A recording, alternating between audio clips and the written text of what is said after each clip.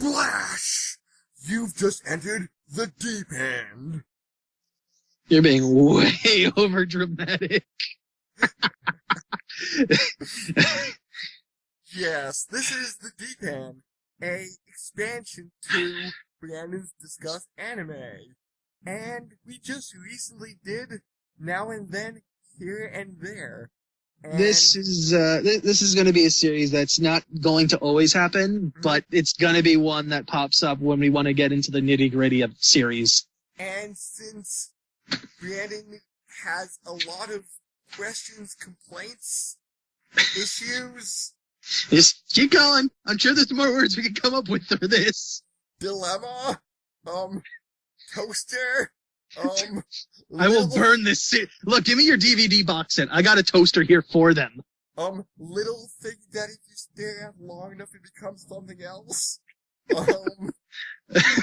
All right. Let's cut this bit short. Yes, this is probably just going to be for series that either you or I have to watch or catch up on for whatever reason, and things that end up popping up like plot holes or questions that never really get answered or stuff like that we just want to talk about in a bit more detail, since with Orion on, we're trying to cut down on the actual size of the podcast, so it's not ridiculously long. Yeah. And just bouncing back to something I talked about earlier, about how I discovered this. It was... Hold on just a second.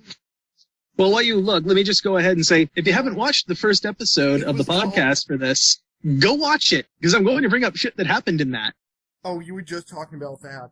Yeah. Yeah, I just grabbed my sample off the shelf. It was part of Anime Test Drive, which is the first 2 episodes, 45 minutes of trailers, according to the box, and there was, I believe, 8 to 12 in this line, where you would get 2 episodes of the anime, and then I believe, within the DVD, there is a $10 rebate for the box set, which I didn't probably never got. No, I have the box set now and then. Well, no. I mean, you probably never got the rebate. Yeah, I didn't use the $10 rebate. Yeah, there you go. Yeah. You could have been $10 richer. What the hell are you doing? Huh. This was like 15, 16 years ago, remember?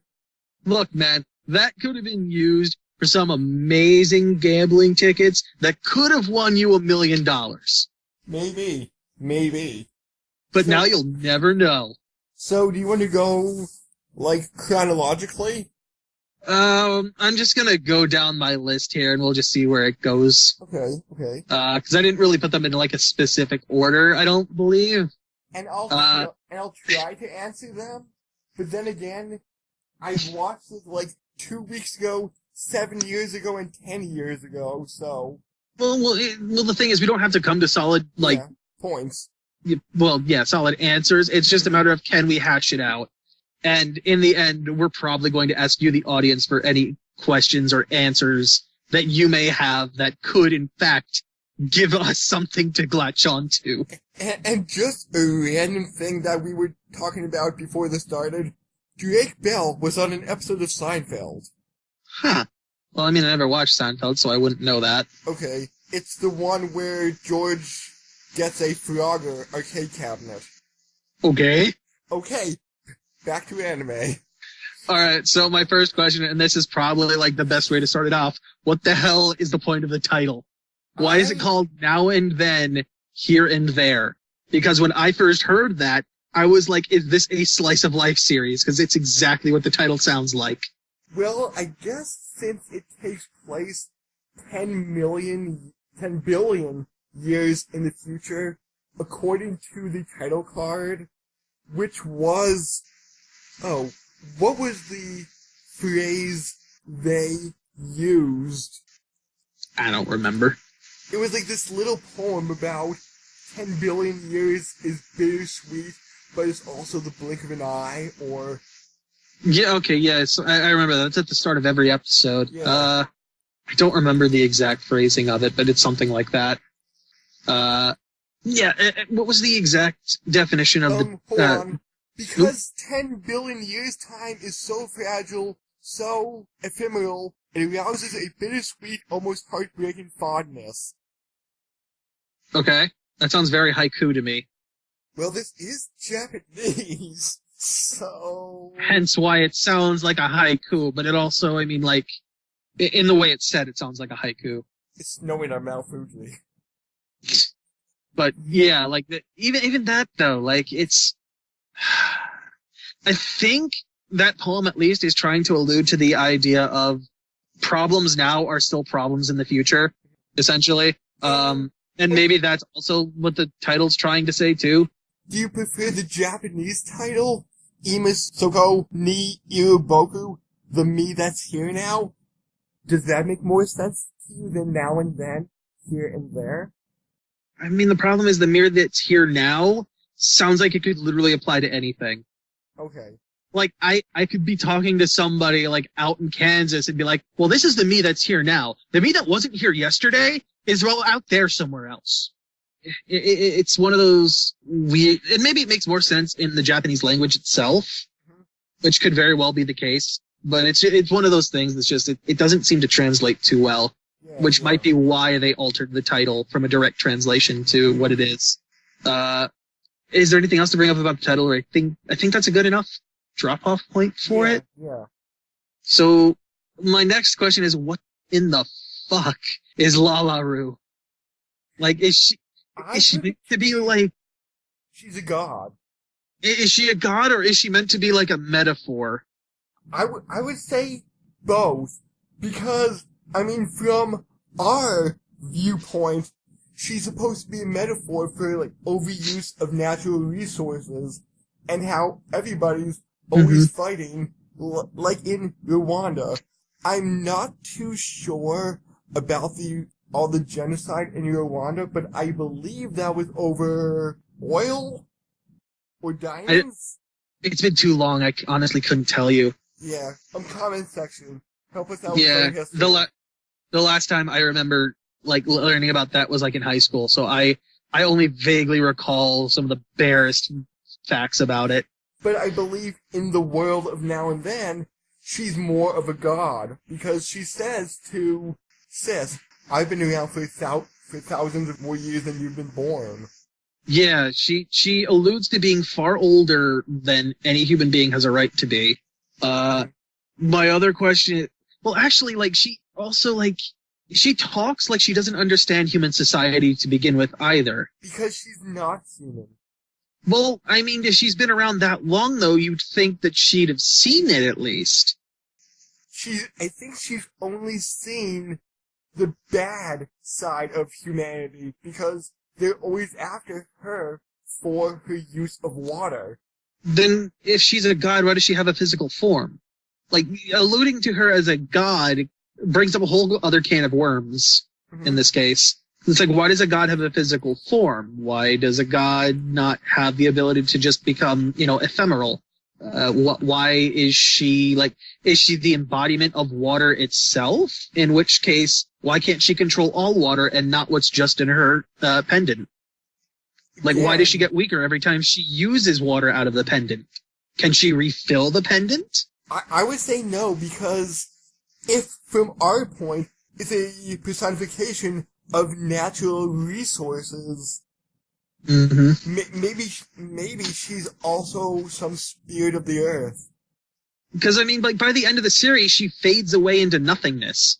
And nothing, like, not even clothing or the pendant itself remains. So everything that she's wearing, everything that she looks like is just part of her. And it's like, it makes me question, there's so much I want to question about what she is. Like, I can understand the metaphor, but what is she in this series? Like, what is she in this world? That's the biggest problem I have with it, in that it doesn't really explain it. Hamdo says she's a savior. She's said before that she's been in human society and they've constantly fought over her. So in that case, I would be like, well, she knows human society. Why is she acting like she doesn't know any of this before? If she's the personification of water, water's been around for millions of years. Like, almost since the start of the planet, right? So if she's the personification of that, wouldn't she have seen life evolve? I am not sure. But again, we're like, there's so many gaps in this that it makes me question a lot of things. Or maybe Like she's the spirit of the planet itself. And now that she used water to, like, resurrect the planet, the old dying planet now has a new soul. Well, I mean, she's not gonna resurrect the planet, though. Like, what she put out, it won't last long. Like, Yeah. she even says at one point, like, humanity, or like, this planet is dying. It's gonna die. At most, she's bought them maybe a few hundred more years before a literal red giant star evaporates that water into nothingness. Like, it's maybe bought a couple hundred years at most. Yeah. Like, and the other question would be, like, where did she come from? If she's not specifically from this world, if she's from another one and they use the bound system to get her, where did she come from? I don't know, because in the beginning, they said, we finally found you. You escaped to that world that time. Like she's done this before, escaped to a different world. Which I'm gonna bring up later. Look, there's no solid answers for what Lala Roo is. If anyone has seen the series or has watched it since we've done the podcast, please give us your thoughts, because I am at a loss for what she could possibly be besides just the obvious of a metaphor. I have some ideas from reading supplemental material in it. Oh, and speaking about supplemental material, there's a fan fiction. Of course there is. Yes, that inserts a original character, Sarah's boyfriend. Of course.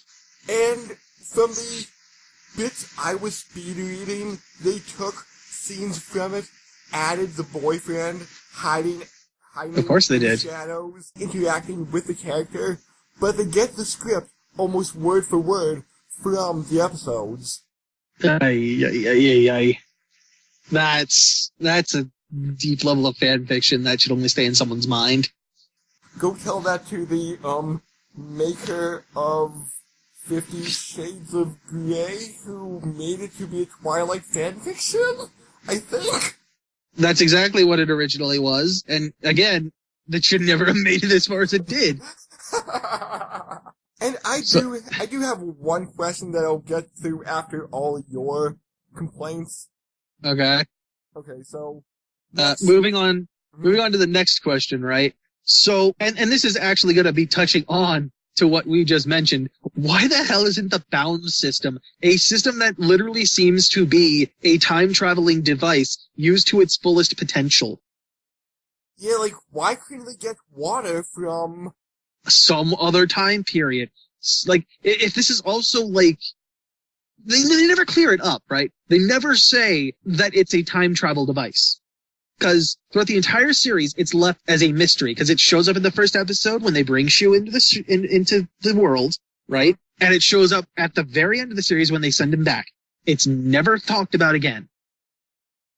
Well, they in between. do mention the bound system, I think in, like, episode 3. It's like, oh, don't think about using the bound system, we'll find you again. Well, they In between. do mention the bound system, I think in, like, episode 3. It's like, oh, don't think about using the bound system, we'll find you again. I believe that threat was there too, yeah. But Yeah. they, like I said, they never specifically, like, tell us what it is. Like, for the longest time, I thought, is it a time machine? Are they just hopping dimensions? What could possibly the device actually be? Because you have so many, it could be a teleporter. I have no idea what it could possibly be.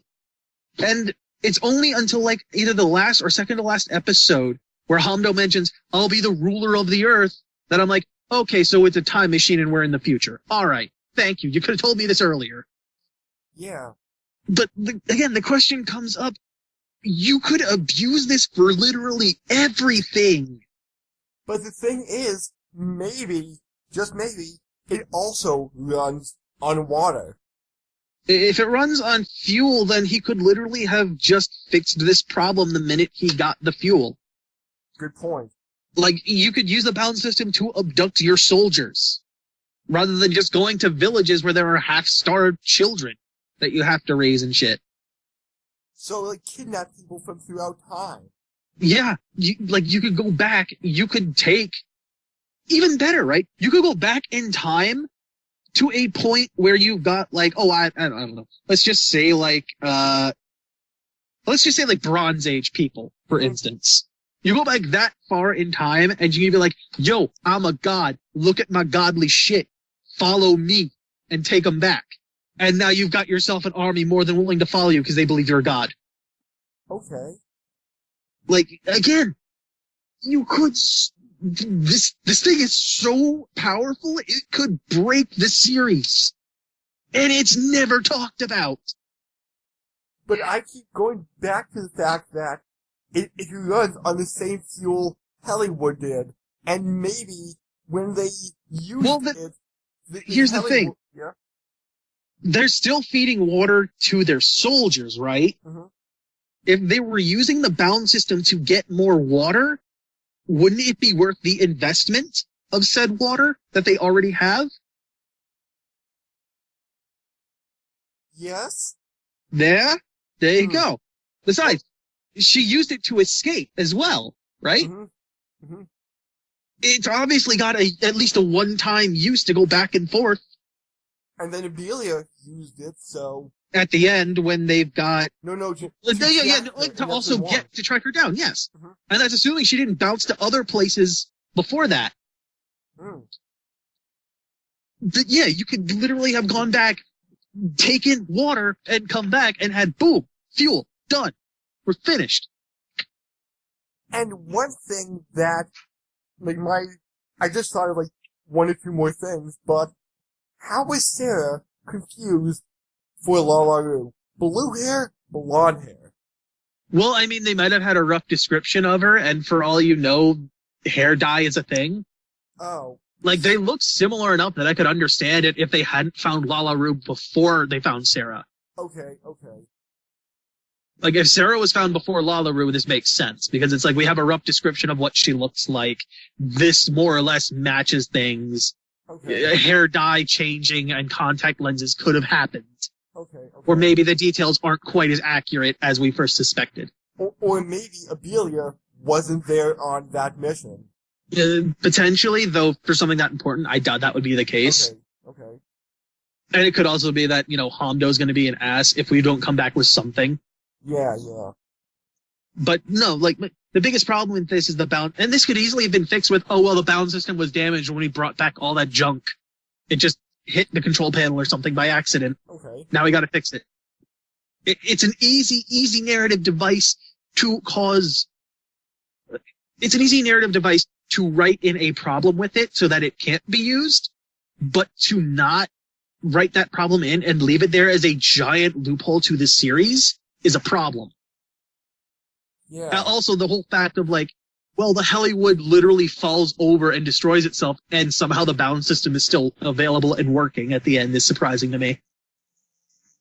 It's like, well, that's kind of convenient, isn't it? Yeah. Now, we had mentioned LaLaRue escaping, so this brings up my second question about the balance system. Who the hell helped her escape the first time? Because we see it takes two people to use it. Someone in the area and someone activating the console. Unless there's some way to time it that I'm not aware of that she would have had to have been taught at some point, it takes two people to use. We see that when Hondo calls for Abelia at the end of the series to try and transport him to someplace different where he won't be killed. He calls her down to use the console to get him out. It clearly takes more than one person. So somebody had to help her escape the first time. Wasn't she the only person to use it when, in episode 13, sent you back? No, Abelia was there using the console. She was the one using it. Granted, she was at gunpoint, but Okay, she was okay. using it to transport Shu back. Mhm.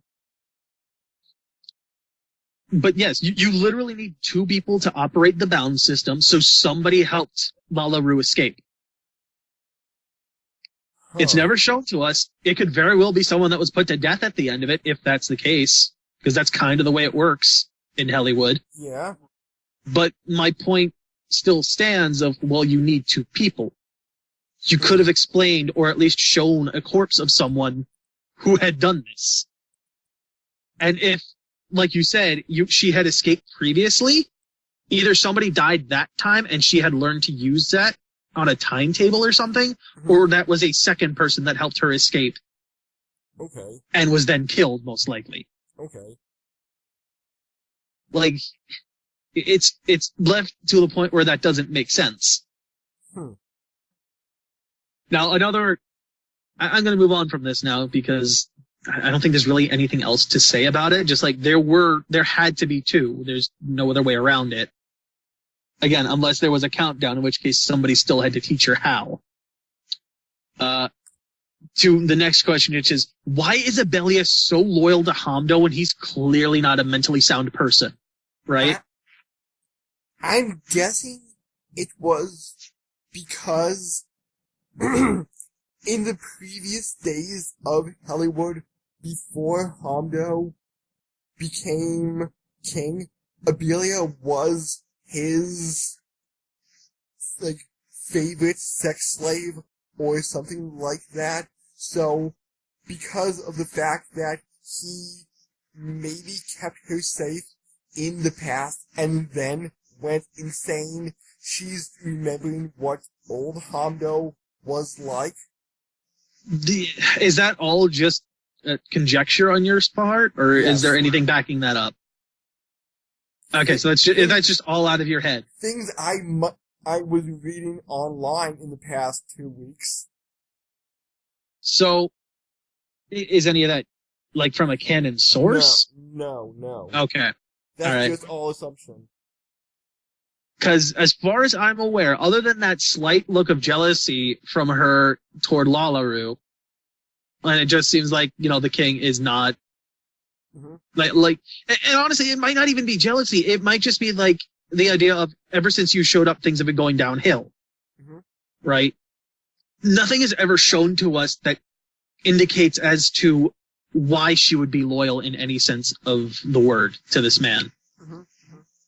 Like, and maybe this is something that's in Japanese mentality that I'm not getting, but it just, to me, does not make sense that someone that's clearly unable to not only take care of themselves, that is clearly paranoid beyond belief, and that is in no way, shape, or form able to lead, should have been dethroned long ago, should have been deposed, and somebody else on the inside, if even Abelia herself, should have deposed him and took over. But Abelia, you're the only person I can trust. Oh yeah, that's until he backhands her. Yes, and then he apologizes for it. Oh yeah. Oh, I've hurt you. I'm so sorry. Oh yeah, because that makes up for not only being bitch slapped at one point, for being shot at, I think, like before the final climactic scene with Hamdo and Shu. I think he shot at her before that scene. Yeah, when he went to shoot the assassin, I think he shot right next to Abelia. Like, I think the bullet flashed past her hair, if I remember correctly. Yeah, and I think it's like sliced off 2 or 3 like hairs. Yeah, it's sliced off like strands, and it's like, are you serious right now? Why are you not taking this man down? He has no sanity left. Like, to me, there is no reason he should still be in charge. Well, he's a cruel Rwandan dictator. I don't care if he's cruel or not. You have numbers on your side. Like, if Abelia decided to rebel against him and take him down, she would have the entirety of the rest of the men under her to fucking lead with. Like, she is literally only second in command to Hamdo. If she took him down, she would be the de facto leader. She could literally have said the assassin took him down before she pulled, if Hamdo came in, right? He wounded the assassin. If Abelia had shot him then and there, she could have taken over and said the assassin had managed to kill Hamdo, but Hamdo wounded the assassin. Yeah. She could have taken over no problem. And ever since we meet Hamdo in the series, like, I don't know when this mental breakdown happened to him, right? I don't know when. Psychotic. He's psychotic. I don't know when it happened. It happened sometime before the series. Mm-hmm. So this has been building for a long time, I assume. Probably since Hollywood stopped moving. So, like, you've had more than enough time to think the man's clinically insane. He cannot lead us. Like, even with Hitler, I feel like if people saw a mental breakdown in the man, they would seize power from him. But he's controlled so many people with his ideology. Will people turn on him regardless or not? I mean, if they keep the same ideology, but don't go to the extremes of wounding your own men to do so, yeah, I think they jump ship. Because Hamdo seems more than willing to put other people that are just casually in the way down to get at his target. Yeah. Like, point and center. If Abelia was literally like 2 inches to the left, he would have shot through her to hit the assassin. I don't see him not shooting through her. So, who do you think talks more? Jiren the Grey or Lalaru? Oh, Christ. I'm gonna have to say Jiren, and that's only because he's in more episodes. Okay. He has more episodes than Lalaru ever had. But yes, I'm talking about not mentally sound Hamdo. Let's get on to my next question, which is, how the fuck did he become a king? Or is it literally just a pompous claim that either causes people to fear and or respect him? I actually think, and this is just me thinking here, like I said, he had his mental breakdown after he became king. Quote unquote. But yes. Yeah, but I think he is maybe not king, but he's a dictator with like the rank of king. Okay. I could see that. I could see if he was not completely insane to begin with. I could see him being able to do this. I would like to know, like, how it happened, I'd like to know if he was... caused him to snap. Well, not just that, but, like, it would be nice to see a prequel series centering around Hamdo and how the fuck he became a king and shit. I would actually be interested to see that. But no. What I should be saying is, like, was he born into that role? Did he, like... Did he claim it himself somehow, like, through like being a warlord or like working his way up the ranks? Did he do so by blood or by like sheer force of will? Did he gather people around him in like a religious perspective? No, I'm thinking he's more like Tabul, but if Tabul survived and if like this series didn't end the way it did, I could easily see once Hamdo's older, Tabul going in, killing Hamdo, and saying like, "Oh, Hamdo's dead, I'm the king now," and then it was King Tabul. Like Tabul would have to make his way up and hit like Abelia's level of like, God, how do I say it? Hit Abelia's level of how close he would be to the king to do that. But yes, I could see him doing it. How it was with Hamdo. So you think he got close to the previous ruler and took over through like a traitorous means? Either that or or just conveniently there. Hamdo doesn't seem ruthless enough that he would do something like that. Well, it also depends on how long he's been this so-called king as well, because that could have happened over time of being this king. Like insanity? Yeah. Well, like no. The like the cruelty and the harshness. Okay. Not the insanity specifically, but the cruelty and the harshness could come like after years of ruling. Okay. You know, just like you being worn down as a person. Mm-hmm. So there's that, right? I think as far as I know, like look, audience, let me know if you can think of other ways that this makes sense as to how Hamdo could have come to be this king. I'd be very curious to hear other ideas that make mention. Now, this brings me to the next one, which is, how is a single battleship like the Hollywood enough to allow Hamdo to basically take over the world as he claims to have done, or nearly done, right? Because he has water, and many other places, Zaribar's being an exception, doesn't have water. Because that nameless town, that may have had a teeny tiny stream running through it, just enough for like a few crops, but Zaribar seems to have like some, what do they say, like riverhead? It's like an underground spring, is what it looks like. So like, they have water, they have power. So Hamdo had water after like mid-season. Well, here's my other part, because that question wasn't completely finished. The second part to this is, where did he get his technology? Because nobody we've seen in the series other than Hamdo seems to have this level of technology.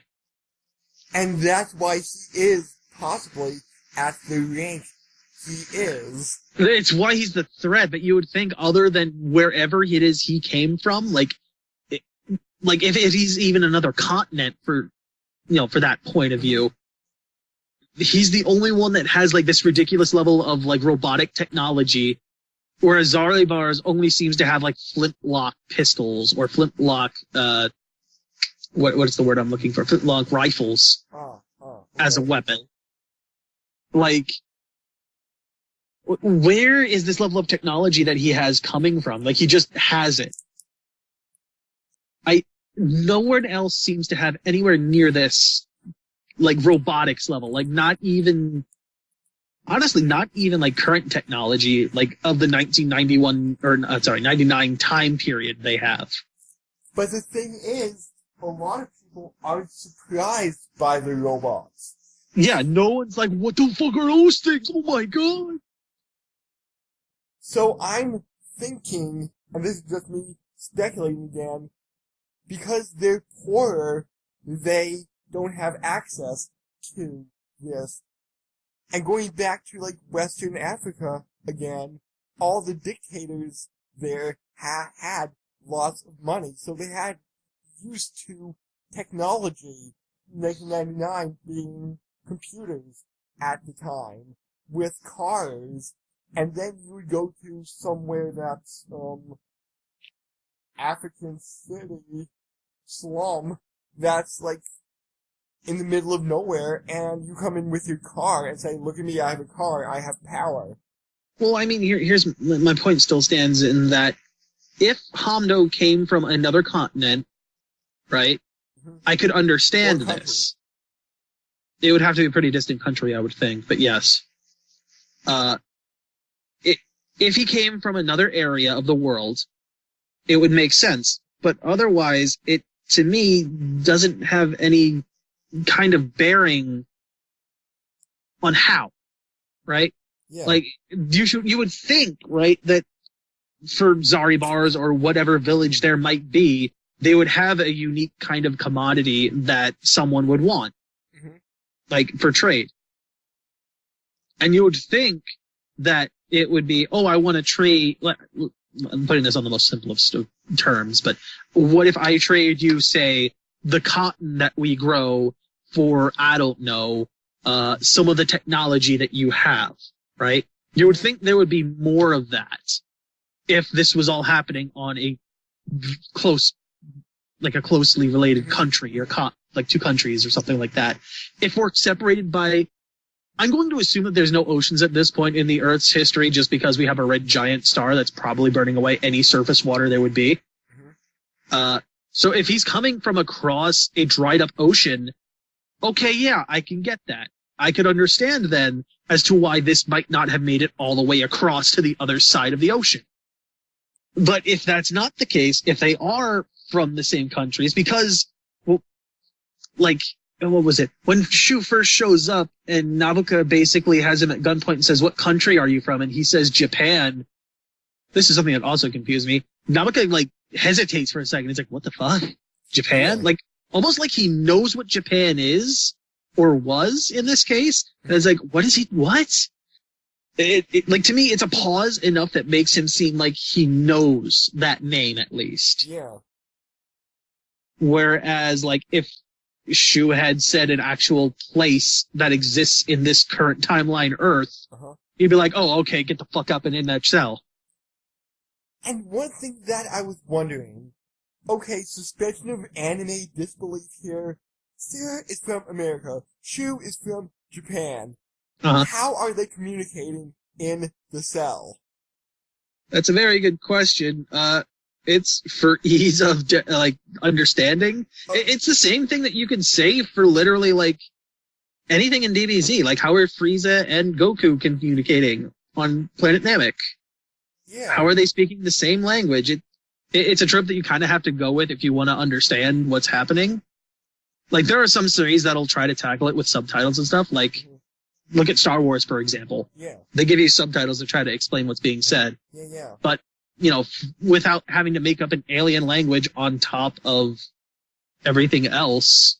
And they're throwing 10 billion years in the future. How are they still speaking English or Japanese 10 billion years in the future? It's a very, very good question. Especially because Shu is from the past. And so is Sarah, for that matter.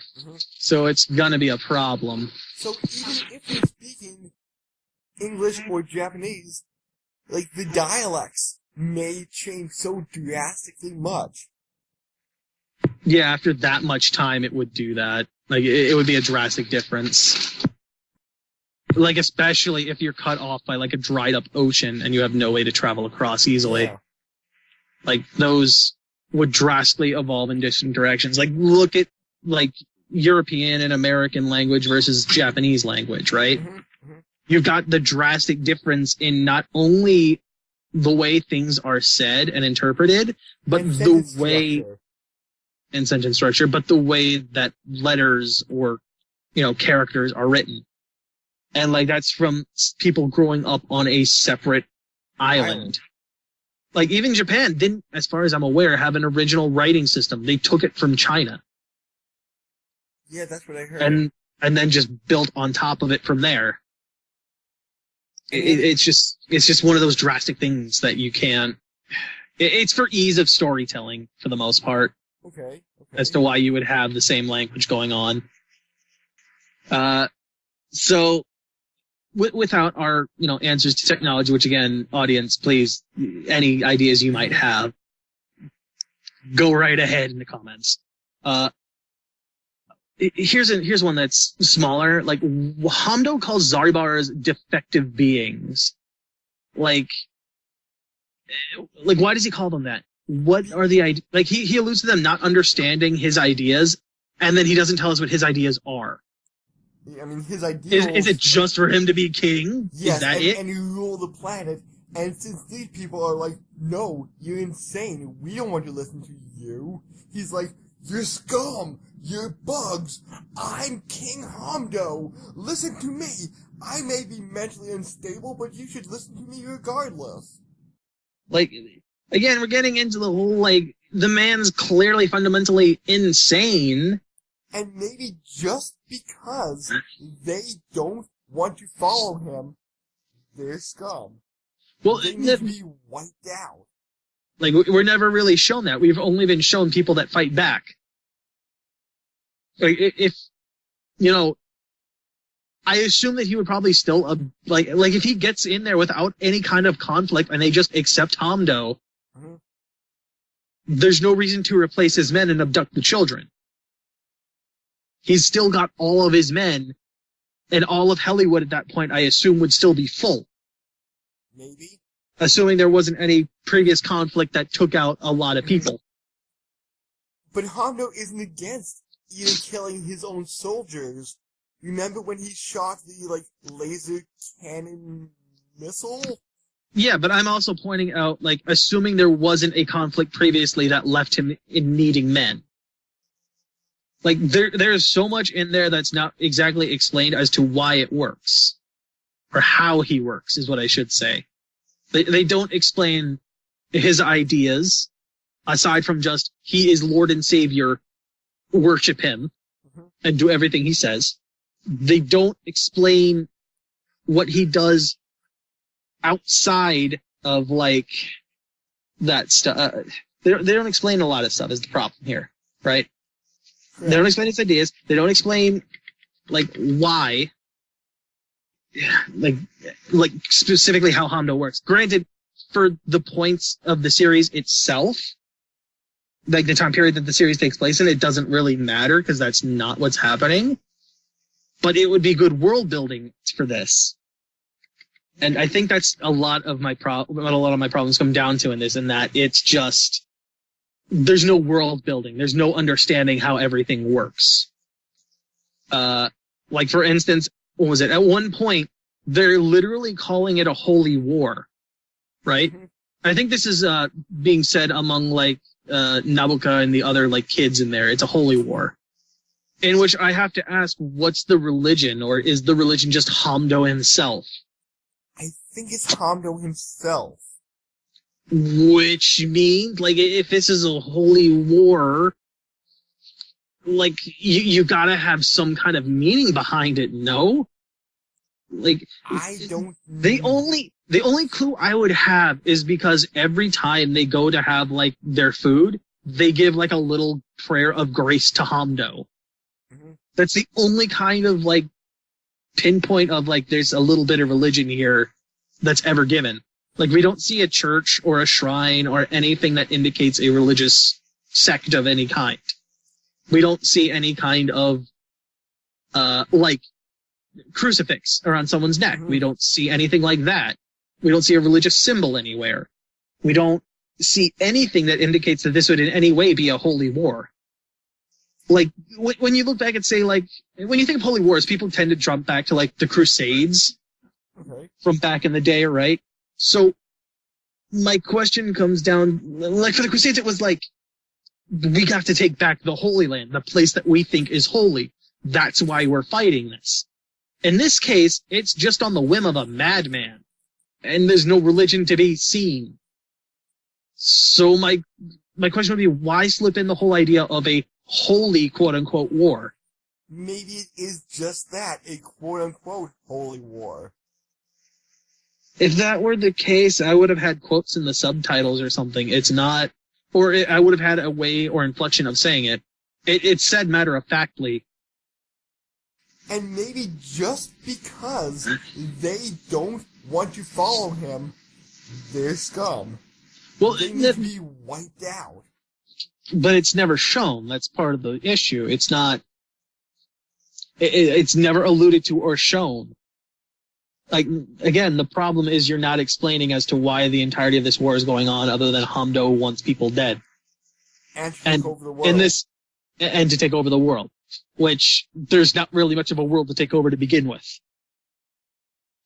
At least from everything we saw in this section of the world we were at. Yeah. It was just Hollywood, desert, Zaribars, and a random village. Town. Yeah. Random nameless hick village. Mm-hmm. Where you've got a population of, God, there were probably 20 kids in there, so I'm gonna say a population of maybe 75 people at the most. 100? Yeah, it would be pushing it. Next question. This one just kind of gets into the whole idea of what is the backstory of the world? How did Hondo become this powerful? Uh-huh. Where did he come from? How is he so well equipped with the Hollywood but doesn't have reinforcements for him? And the idea of, is he on a separate continent, in which case this is why he doesn't have reinforcements. Again, we have a single battleship. You would think he would come with more than one if he was going to try to take over the world. What is the backstory of the world itself? Obviously, we've discussed that it's 10 billion years in the future of Earth. I would love to know how it came down to this and why there was just a breakdown of society and not, a cumulative effort of how do we fix this or how do we move on and get away from this. Like, for all we know, right, Hondo could literally have just been the dregs that were left behind when the rest of the human race took off to another planet to colonize, right? Or Hondo could have grabbed the scraps that were left over from the society that left. Or my thought is, Hondo could be just one dictator out there. There could be others like him. So just taking down Hondo, okay, that's great for their little area, but for the time being. Yes, sooner or later, somebody else may come along and be like, I'm King Luke. I am your father. Because, Soon is a real Korean name from what I was reading online. So, you do have some people, like Sarah, Shuzo, but then you have names like Boo and Tabul who are just future names. Uh-huh. Yeah, so I was just, reaching into Luke and just pulling it out somewhere. But, yeah, reaching into Luke. Again, this comes down to my point of, he's there with a single battleship. You would think he would have more. It comes down to, if he's from a separate continent, or if he's not from a separate continent, why doesn't he have the ability to call in reinforcements? Maybe he doesn't and where do you get all the followers outside of Hollywood? That could be the case, and maybe, well, if that was the case, then how did he get to Hollywood to begin with? Right? He'd have to have an entire nation or a good chunk of people working on that thing to get it created. The only other thing I could think of is if it was a leftover that was repurposed by the previous settlers that were here. Yeah. Or the previous society before they left. Okay. That's the only other way I can think of that he, A, has this technology, and B, is able to become this powerful as it is. Okay. But otherwise, yeah, he would have to have people working around the clock. It would have to be a leftover. All the stuff he has to be a leftover. Okay. And they've just managed to figure out how it works and how to fix it. And are you getting near the bottom of your list? Because I want to inject something from episode 13. I've got 2 more questions, and then it's just regular complaints, which is a little shorter. Okay. Here's one of them. How did the Hollywood run out of fuel in the first place, right? I would say the balance system may have had something to do with it. We're assuming that, but we can't be certain. Okay. My question would be, how did it run out of fuel in the first place? Because it's been there for a long time, and they were still able to use the balance system. Like I said in the podcast, that they have built bridges to it. They have built, what else was there? Little bases around it, leading out, little tunnel areas and stuff. You've had construction around Hollywood since it's been stuck there.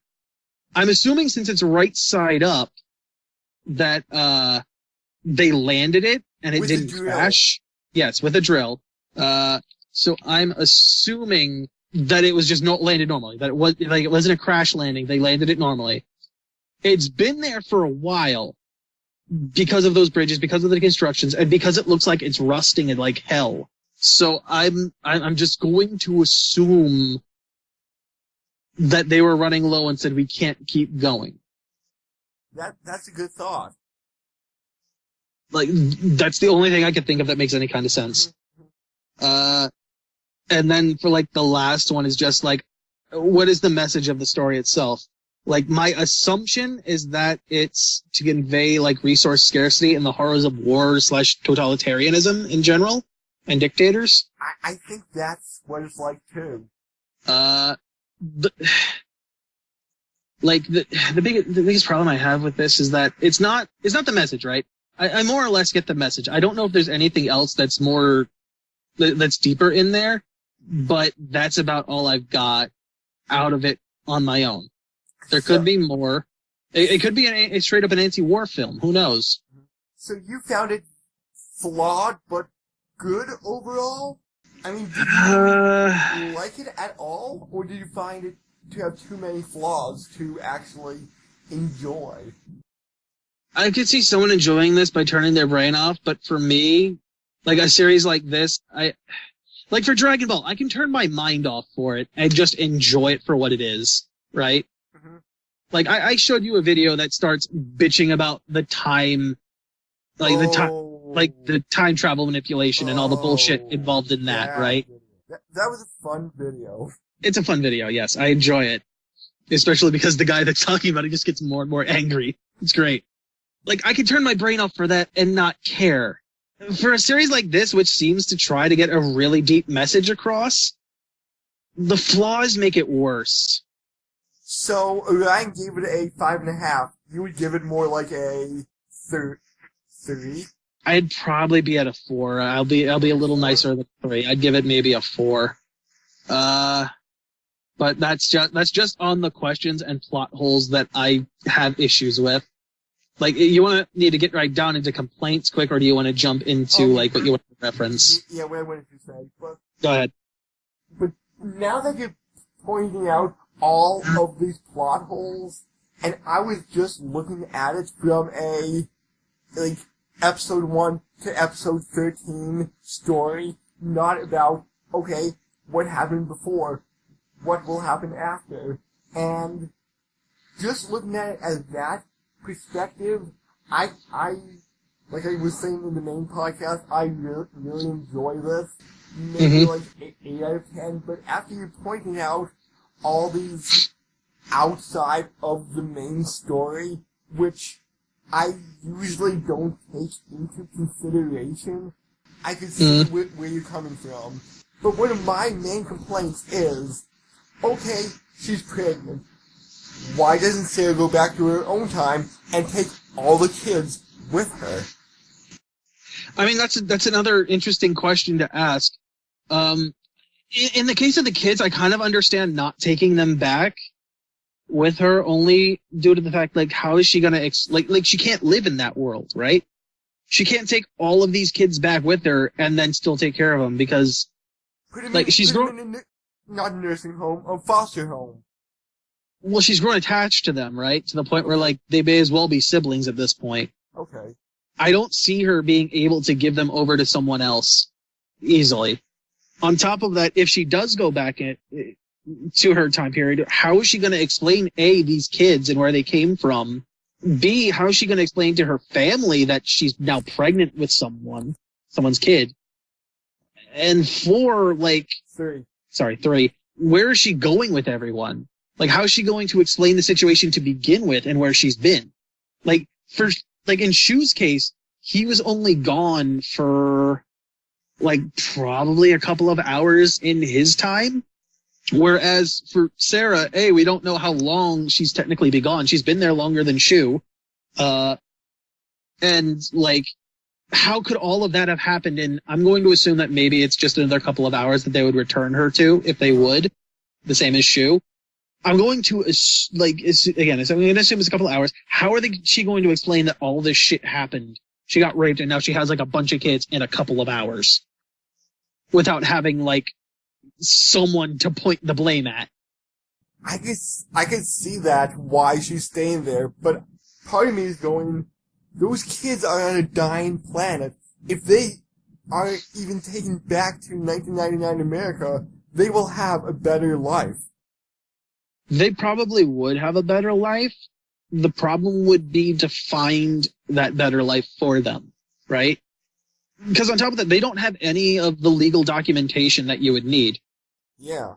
They are literally non-existent in the past. Future. Or in the past. Not in the past. I'm correct. They do not exist. You do not have any of the legal paperwork. And granted, this is a 14-year-old girl. She's probably not thinking like this, but my point would be just in the grand scheme of things, they don't have the paperwork to explain where they came from. Mm-hmm. Mm-hmm.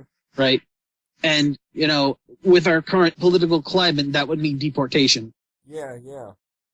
Which could potentially be worse. Besides, it's not like the planet doesn't have at least a decent source of water at this point in time.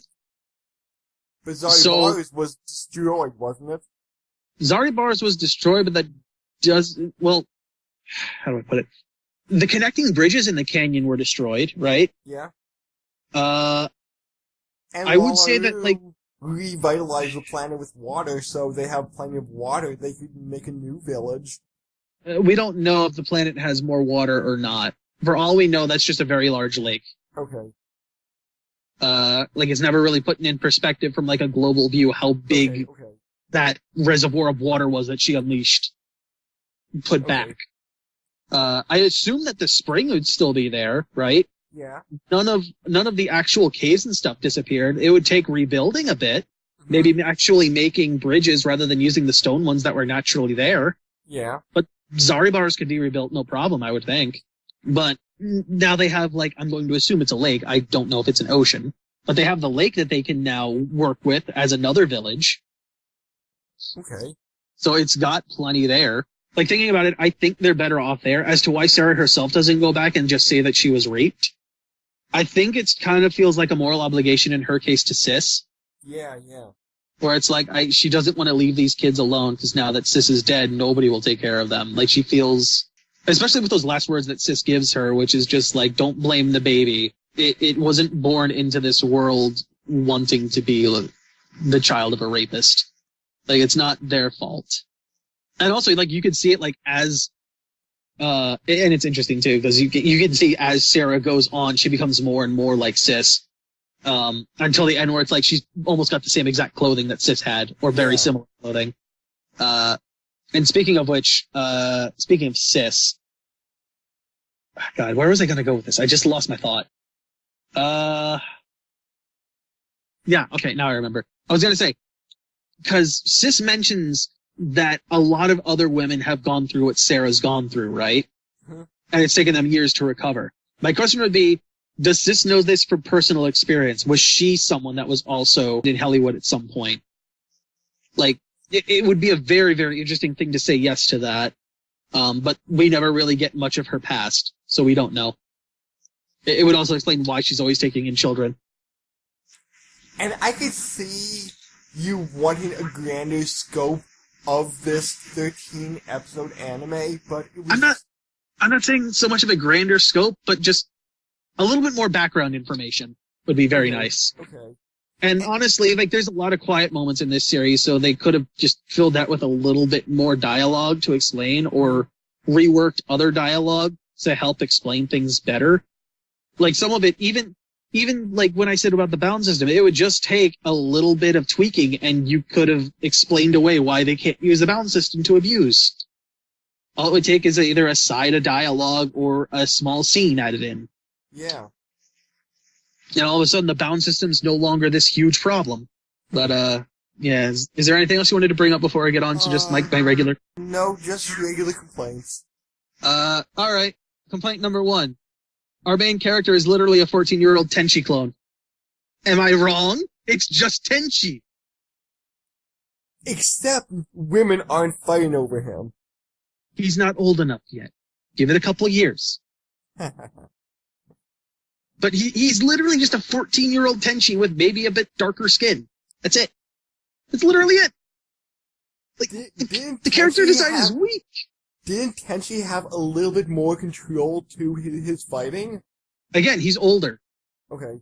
Like, Tenchi's, I think, like 17. Okay. 16 or 17, somewhere in there. From what I remember about Tenchi, he didn't go headfirst into battle screaming without any strategy. Yes, but he also had his father and grandfather to teach him. Okay. Shu seems like he's only barely starting in Kendo at the start. Like, it seems like he's maybe been in that a year. Just because he doesn't have the discipline or the training. He should. So, yeah, character design for, Tenchi, bad. Bad character stealing design. Speaking of which, as I mentioned in the original podcast, why do we have a 6-year-old Oob? He's just a 6-year-old Oob. But come on, you admit, you had to feel something when he was shot. Oh no, I'm not I'm not going to say that the feelings aren't there, alright? That's the one saving grace of this anime that keeps it from being like a 2. It does have feelings there. It does have a positive, or at least a decent enough message. Like, you felt bad for Sarah when she was getting raped. You felt bad for Shu when he was getting the crap kicked out of him. Hold on. Let's talk about Sarah getting raped. Alright, here's the thing. I had no idea she was raped. She literally gets shoved into a place. We see the face of an ugly older man and her being scared. Which she was also scared in the same way of Shu when he first showed up. I assumed it was potentially rape, but because we didn't see her for like an episode after that, I had no clue. It wasn't until later on when we find her in like the next guy's place, the one who we end up believing is the father of the child she's carrying. Yeah, that's what I was going to bring up. In like episode 4, the guy said like, "Oh, hi, what's your name?" And she's terrified. Like, again, until that time, it's never confirmed as to what exactly happened. For all we know, she was just being beaten. Like, it was just some way to take out the guy's aggression. I assumed she was raped. Yeah, I assumed that, but I didn't take it as a definitive until it was proven to me. Because you cut off things like that. And honestly, they could have added in more dialogue there to explain what was happening. Kind of the same way the other guy did at the beginning of that one. Or like the final guy that she ends up murdering, right? Where he's just like, take your pants off.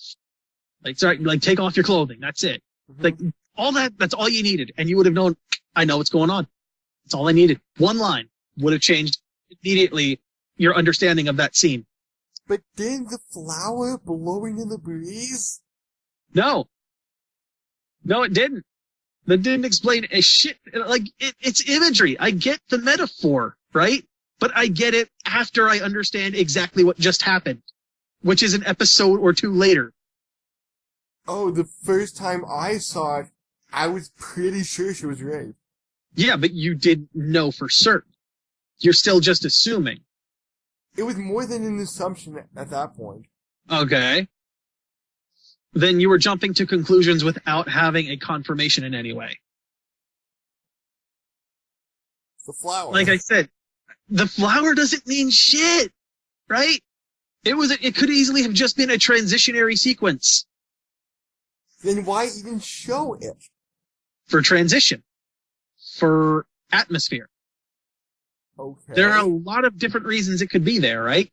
Then why not show the shifting sands outside of Hollywood?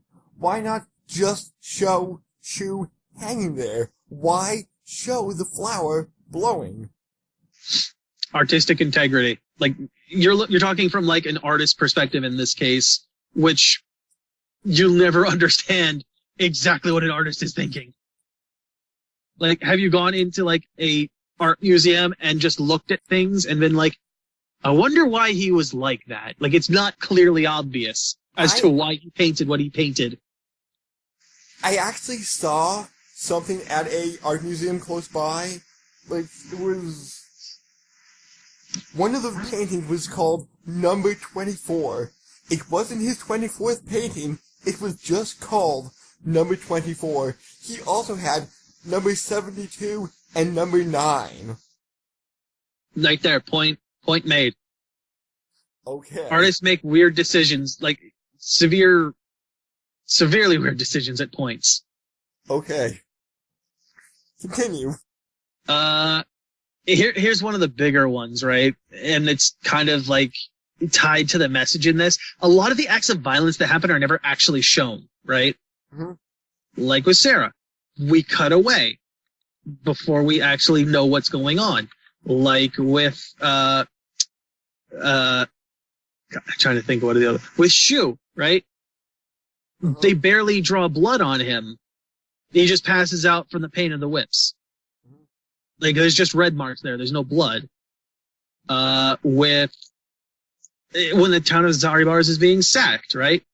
We don't see the flamethrowers consuming people we just see the flamethrowers being shut into a house and have to assume that somebody's dying in there. We do see at one point, I believe, as that flamethrower guy's walking away, like just the barest glimpse of like a burnt corpse. But the rest of it's covered in like pure black shadow. And, like you're getting a burnt finger and then black the rest of the way. And did the monster fight midway through the series? What did you think of that? Like the giant sand creature. You know what? I actually had a note of this. Like it wasn't a question. It was just a note as I was watching it. Right? And this is before the monster actually showed itself. I'm just sitting there. I'm like, oh my God, they're lost in a desert and we've got ourselves a Sarlacc pit. It's a freaking Sarlacc pit from Star Wars. Because that's all we had. It was just like a pit that stuff was falling down into or being dragged towards with like tendrils. I'm just like, this guy likes Star Wars. It's a Sarlacc pit. That's it. He just really liked the way Boba Fett went down. And this may anger you, but out of the corner of my eye, I'm looking at my box set, and it says recommended for 16 and up. So, don't get me wrong, there's heavy things in there, and once you know that a character does get raped, I can understand why that recommendation's there. But aside from that one scene, I can't see 16 and up being the recommendation. Like, even with the child soldiers, I'm just kind of sitting there like, and the abuse and the torture that they go through. Well, I mean, there's still all that, not that much abuse though, right?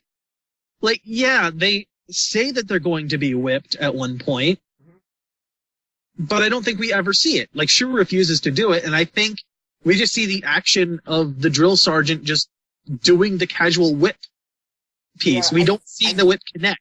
Yeah, I think you see the guy whip in, you hear them screaming, but you don't see them connecting. You don't see anything of it. Like, this comes back to my point of, like, they're not showing the brutality like the way Higurashi does. And I think the idea for that was, it's going to, like, your imagination is worse than what they could show you, but I feel like you're hurting your message in that case as well, where it's like, you should see the brutality in this if you want this to be like an anti-war thing or the horrors of war. But you're gonna want to see that. But then again, you have to consider the fact this was made in 1999, so ways of conveying messages were different. Like, anime may not have been as brutal. Maybe that's a bad choice of words, but anime may not have been as brutal at that time. Give me 1 second here, because I just want to see when Higurashi was done. 2007. 2006, actually. So yeah, that's about 6 years later, more or less. So maybe that's the case. Then again, that's the air date for the anime too. That's not the air date. Well, then again, I don't know what the difference in this case would be between visual novels and actual animes. But yeah, no. My point being, like, yes, it could have changed, but within 5 years, I don't know if it would change that drastically. Yeah. I don't know. I feel like you're making your message. You're worsening the impact of the message. You're hurting that impact. You're not making it better. You're making it worse. Hopefully this clears up quickly because we're running this a little longer than I thought. Yeah. I only have a little bit more to go. Okay.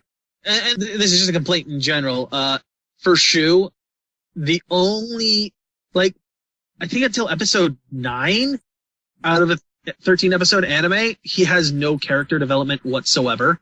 Yeah, that was my other really complaint.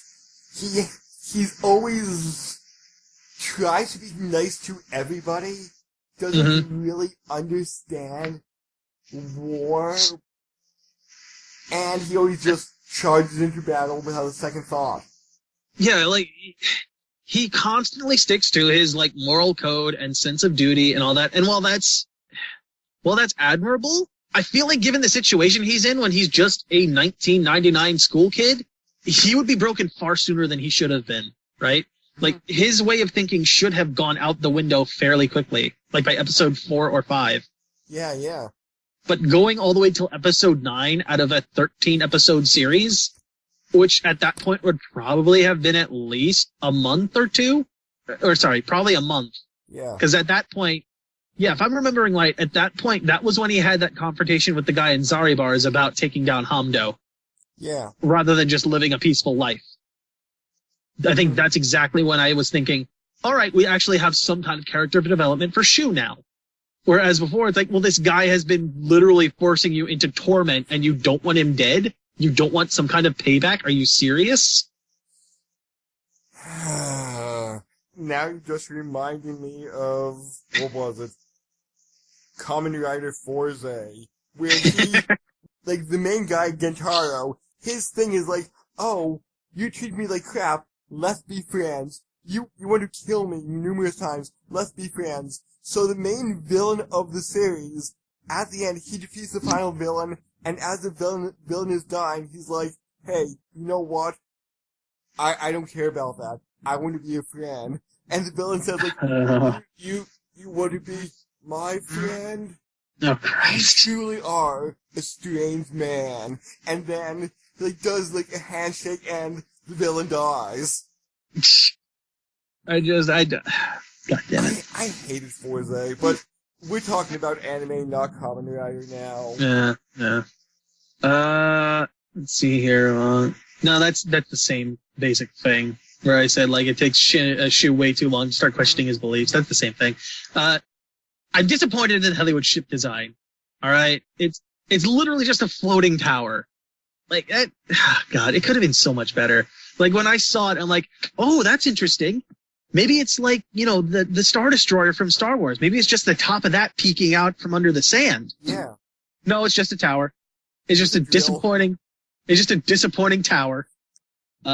We kind of got on this, but the entire series could have been solved if Abelia actually killed Hondo in the beginning. Yet there's no reasons giving as to why she doesn't. Like, whether it's love, whether it's nationalism, or something else, it's never explained or given background or subtext as to why she doesn't just take out Hondo when he's clearly not a good leader. But we've talked over that. All right, here's the final one. In episode 12, when Boo gets... this one bothers me a lot. All right. In episode 12, when Boo finally gets shot and killed, right? There's a point in the animation where it's supposed to be slow motion, or at least that's supposed to be what you're given, but it's not. It's them dropping to the point where you're seeing a frame every 2 seconds.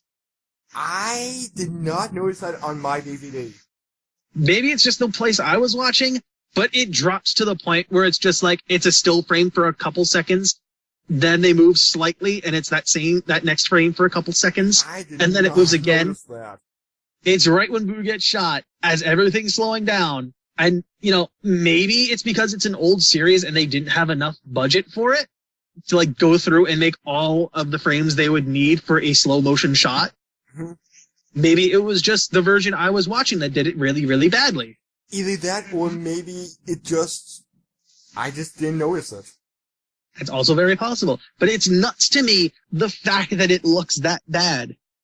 Again, whether or not it's mine, like what I saw versus what you saw, I don't know. Maybe it's also because what I was watching was ripped from the TV version and yours was a DVD updated version. That could also be the case.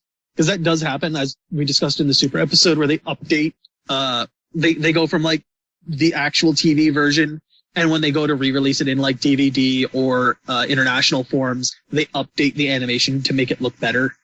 Or, in the case of Dragon Ball Super, really, really update the animation. Oh yeah, they make it look a hell of a lot better so that people will buy it.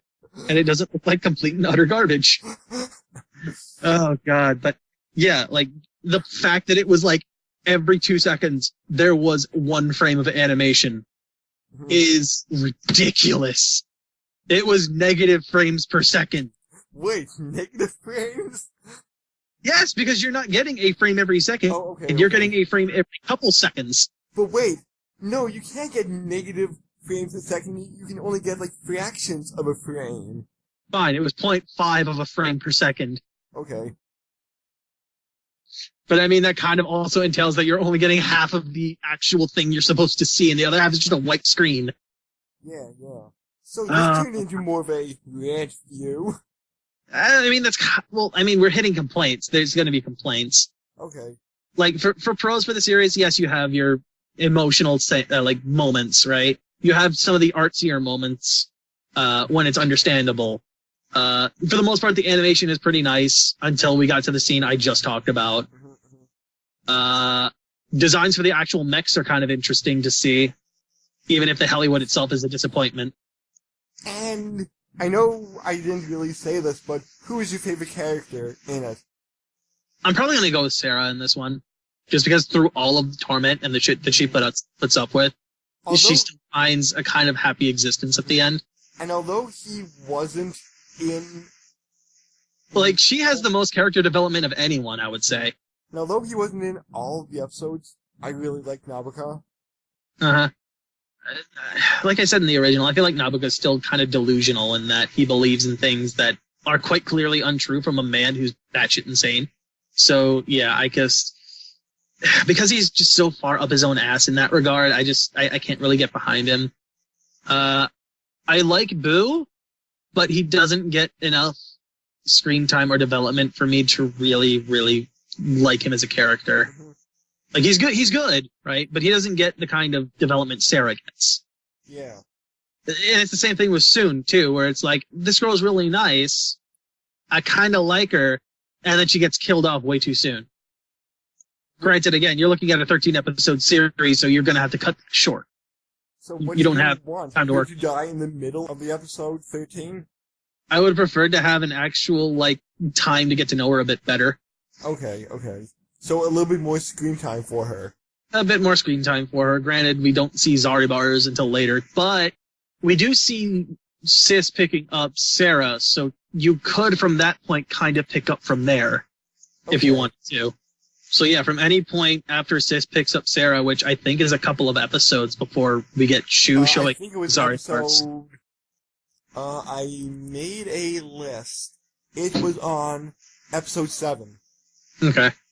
So yeah, from anywhere from that... in 9. So 2 episodes. So yeah, we could have had a bit of time dedicated to seeing Zaribars a bit. Okay. But come on, then you wouldn't have the Sarlacc. I mean, what did the Sarlacc really do? Like, what was the real point of that, other than to be like, well, there's a monster there. Maybe like a bit of bonding between Shu and Lalaurie a bit? Yeah. That's about it, though. Like, I feel like you could have gotten that just with them traveling together rather than introducing a monster problem. Mm-hmm. Like, they were already fighting the environment and the lack of water and the lack of food. Oh, no. Granted, that's right. Lalaurie doesn't need to eat or drink as well. I forgot about that. Oh, no, never mind. I was reading my wrong note. She was found in episode 8. Oh, even... wait, later? Yeah, at the beginning of the Sand Creature episode. I was reading the note that Shu was rescued from the prison hole by Boo. Well, rescued in a loose way. Yeah. Just given his stick, really. And he loves that stick. Man, it's like, it's an innuendo of some kind. Yes. And this series is all about their innuendos. And of course, when he breaks it over top of Hamdo's back, you know exactly what that means. Yes. He's sterile now. Alright, I think that's it for Deep Dive. For the deep end this time. Let us know if you liked it. We'll probably still do this one way or another, because we've got to get in these extremely profound questions. Yeah. Answer some of the ones that we have asked and couldn't get an answer from, like, why Abelia is so loyal, why is the bound system not used to its fullest, or how can we fix these issues? Like, what would the backstory be to the world, do you believe? Where did Hamdo get his technology? All that other fun stuff. Who is Hamdo? But yeah, who is Hamdo? Is he from another continent or country? Or did he originate in this area? Was there perhaps a different society that left behind technology that he just commandeered for himself? Or is he just a... Oh, crap, I can't think of the word. Is he some personification... Yeah, that's the word. Personification of a cruel Nicaraguan overlord. What is Lalaru? And finally, did you guys get a different message than I did? Like, did you get more than just the resource scarcity and, the horrors of war and totalitarianism and all that? And how much did you like it? Because if you were willing to put up with it. From what I've been reading online, this series was really, really, really well received. Maybe. I don't know about nowadays if that would be the case, but maybe back then. Okay. So, yeah, please answer the questions if you can or if you want. Mm-hmm. And otherwise, I think that's it for us. We'll be seeing you. Like, comment, subscribe. We have Twitter and Facebook. We'll also try to put the questions in the description for you. Yep. Just for ease of reference. We've been recently floating around Reddit, so if you see Reckless Amoeba on Reddit, say hello. We'll see you guys later. Yep, later.